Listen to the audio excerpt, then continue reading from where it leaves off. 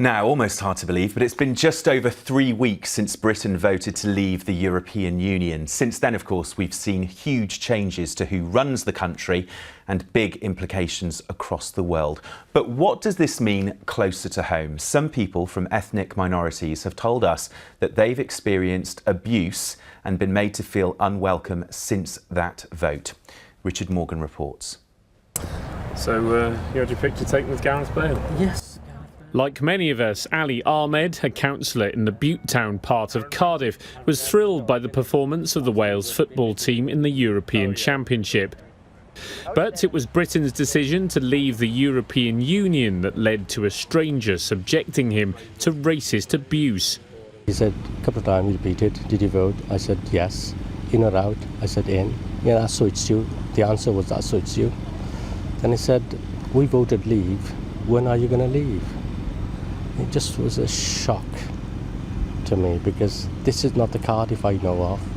Reports of hate crime are up 42% across the UK, an increase not seen in South Wales. Possibly it's feared because victims aren't telling the authorities. Officers say anyone who thinks they've suffered a hate crime, ranging from name-calling to assault, shouldn't hesitate to get in touch. We'd encourage people to come forward and report hate crime.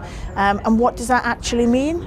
Hate crime can necessarily be anything from name calling. We've had some instances where people have made particularly hateful comments on social media, and we follow those up robustly. And of course, we've got a very rich and diverse community within South Wales, and this is people's home, and we want them to feel that actually nothing has changed. Shazia Arwan was told to go home on the morning of the Brexit vote. She says many simply aren't reporting what happened to them. I do feel that this Brexit vote has unleashed a vitriolic tide of xenophobia and racism within our community in South Wales and Cardiff, but the disconnect really is that we're not seeing that reported. Ali just hopes that things will soon return to normal in his home city, and that those who peddle racism and xenophobia realise it's their views that aren't welcome. Well, joining me now is Sunil Patel from the charity Show Racism the Red Card. Sunil, thank you for coming to talk to us. First of all, it seems very concerning when we hear the things that were mentioned in Richard's report. Do you think there's been an increase in this kind of verbal abuse, this kind of, hate crime too, since that result? I think there has been an increase, but to how much of an increase it may be open to a slight debate there, because we know that there's still a huge number of unreported incidents of racism across Wales and the UK.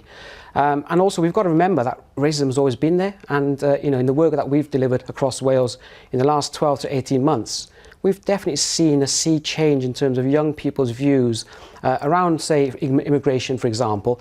And it's been a slow progress where we noticed an irregular pattern, really, of negative views. So you say it was happening before, it's still happening, and obviously we've got to try and stop it from happening. In some ways, this kind of media coverage that's focusing on it since the referendum, in some ways, does that bring it back to the top of the agenda, and actually could that help fight it?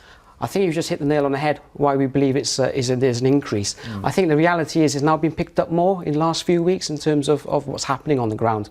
And as I've said, people suffer from racism on a day-to-day basis, but it's never been covered as much as it has lately. So I think for sure that the media has helped in terms of bringing this back up the agenda, I suppose. And we as a charity feel that racism has gone down the agenda in some areas over the last few years. And we believe now is the time to really come together and work towards eradicating it. Is it something that you've ever experienced? Unfortunately, I have. My first experience of racism was actually when I was 8 years old. It was back in 1981 when I was watching a football match between Cardiff City and Portsmouth. I was spat upon and I was racially abused from the terraces from behind, myself, my brother and a friend. And it's an awful experience. And the thing is, it actually sticks with you for the rest of your life. And that's just one of a number of experiences, unfortunately, I've had to overcome. It's something that the Welsh Government, the First Minister was saying last week, it just will not be tolerated, and it will just not be something that's accepted. Does that give you some sort of reassurance that actually it is going to be looked at and stopped, and that people need to be kind of told, you can't get away with this kind of behaviour?